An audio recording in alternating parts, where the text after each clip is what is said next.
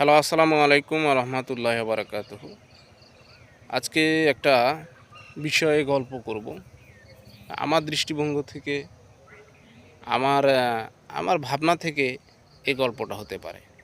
গল্পটার নাম হচ্ছে মাছি এবং কোরআন ও সুন্নাহর বিষয়ক। মাছি আমাদের পরিবেশের চারপাশে মাছি আছে। এই মাছির বৈশিষ্ট্য হচ্ছে ভালো জায়গায় বসে, খারাপ জায়গায় বসে, পচা বাসি নোংরা জায়গায় বসে, মানুষের মল থেকে বসে এবং অনেক ভালো জায়গাতেও বসে, ভালো খাবারেতেও বসে, পচা বাসি ফলমূলে বসে এবং হচ্ছে খারাপ নোংরা গন্ধযুক্ত জায়গায় তারা যায়।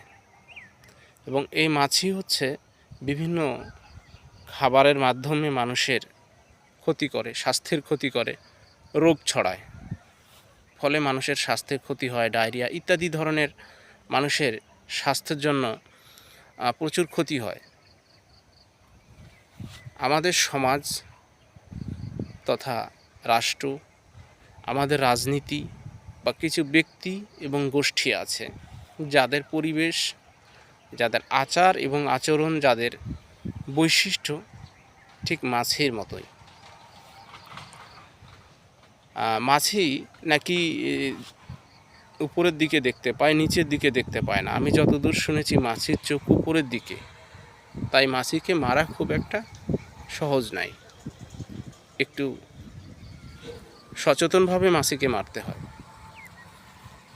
তো আমাদের এই মাছি আমাদের যেমন ক্ষতি করে, তেমন আমাদের সমাজে কিছু ব্যক্তি আছে বা গোষ্ঠী আছে, সমাজ তথা রাষ্ট্রে বা আমাদের রাজনৈতিক পরিবেশে, যারা মাছির মতো, যারা ভালো কাজেও থাকে, খারাপ কাজে থাকে, যারা সমাজের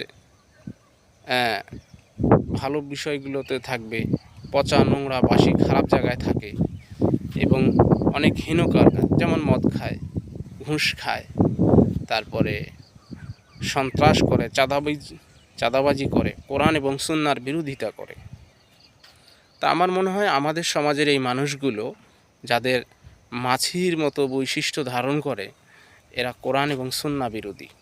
বিশেষ করে কাফের মুশরিক তো আছেই, এছাড়াও নামধারী কিছু বেঈমান মোনাফেক মুসলিম আছে, যারা সমাজের তথা রাষ্ট্রের ভালো জায়গাও থাকে, খারাপ জায়গাও থাকে এবং আরও অন্যান্য জায়গায় থাকে, যেগুলো কোরআন এবং সুন্নাহ বিরোধী সকল কাজে তারা একসঙ্গে আধিপত্যের সাথে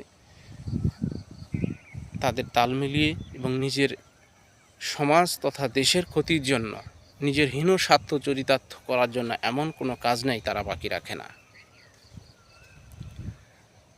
তাদের বৈশিষ্ট্যের মাছির মতো, কিন্তু তাদের চোখটাও উপরে থাকে। তারা সমাজের ভালো কাজগুলো দেখতে পায় না। আমরা মনে করি তাদের শক্তিটা খুব বেশি, আদতে তাদের শক্তি খুব বেশি নয়। যারা কোরআন এবং সুন্নাহ বিরোধী, এরা মাছির মতো, এদেরকে একটু সচেতন থাকলেই মারা যায়। দুই হাত একসঙ্গে তালি বাজালেই তাদেরকে মারা সম্ভব। এই জন্য আমাদেরকে ঐক্যবদ্ধ হতে হবে, আল্লাহর রজ্জুকে ধারণ করতে হবে এবং নিজেকে সচেতন হতে হবে, শিক্ষা দীক্ষায় অগাধ পাণ্ডিত্য অর্জন করতে হবে। এই মাছি যেমন ক্ষতি করে, এই ধরনের মানুষ আমাদের সমাজ থেকে দূর করতে হবে। তা নাহলে পেটের যেরকম ক্ষতি হয়, আমাদের দেশ তথা সমাজ তথা রাষ্ট্র ক্ষতিগ্রস্ত হবে তাদের কাছে। কাজেই এই ধরনের মাছি, এই ধরনের যারা মানুষ আছে, তারা কোরআন এবং সুন্নাহ বিরোধী শক্তি, এদের শক্তি খুব একটা বেশি নয়, এদের শক্তি ঠিক মাছির মতোই। কাজে তাদেরকে ভয় পাওয়ার কোনো কারণ নাই। ঠিক তারাই ভয়ে থাকে কখন তারা এই সমস্ত খারাপ কাজ করতে করতে একসময় ধ্বংস হয়ে যাবে। ঠিক তাদের কাজের কারণে তারা নিজেরাই ধ্বংস হবে। কাজেই এসব মাছি আমাদের সমাজে যেমন ক্ষতি করে, পরিবেশের ক্ষতি করে, মানুষের স্বাস্থ্যের, এই সমস্ত মাছি মার্কা মানুষ আমাদের ক্ষতি করে।